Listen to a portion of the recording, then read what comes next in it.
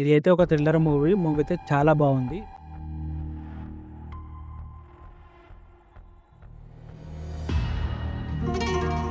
Sir, Aleru Srinivasarao ఇల్లు వెతుకుతూ ఉంటే క్రిస్టియానిటీకి సంబంధించిన కొన్ని వస్తువులు దాచిపెట్టున్నాయి. ఒక పాత బైబిల్, గోడల మీద వెలిసిపోయిన సున్నం వెనకాల సువార్త శ్లోకాలు.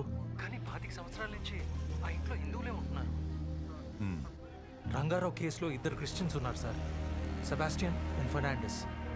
వాళ్ళకి ఆలేరు శ్రీనివాసరావుకి ఏదో ఒక కనెక్షన్ ఉండే ఉంటుంది సార్.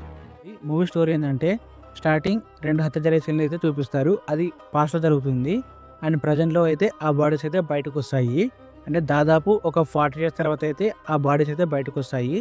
అసలు ఆ బాడీస్ ఎవరిది, వాళ్ళు ఎందుకు చనిపోయారు అనేది అయితే movie story. Movie first half అంతా ఇంట్రెస్టింగ్గానే ఉంటుంది. ఇంకా కొద్దిగా ఇంట్రెస్టింగ్గా తీసిందే బాగుండి అనిపించింది నాకైతే. ఇంకా ఫస్ట్ హాఫ్ అంతా ఇంట్రెస్టింగ్గా సాగిపోతూ బాగుంది. ఇంటర్వ్యూలో అయితే ఒక ట్విస్ట్ ఉంటుంది, బాగుంది అది. ఇంకా సెకండ్ హాఫ్ కూడా సేమ్ ఇంట్రెస్టింగ్గా సాగిపోతూ బాగుంది. లాస్ట్ క్లైమాక్స్ అయితే చాలా బాగుంది. క్లైమాక్స్ అయితే నాకు చాలా బాగా నచ్చింది. మూవీ అయితే ఓవరాల్గా ఇంట్రెస్టింగ్గా బాగుంది. మూవీ పేరు వచ్చేసి కపటదారి. ఇది అమెజాన్ ప్రైమ్ వీడియోలో అయితే స్ట్రీమ్ అవుతుంది. ఇలాంటి మరిన్ని మూవీ సజెషన్ కోసం నన్ను ఫాలో అవ్వడం మర్చిపోకండి. Follow for more.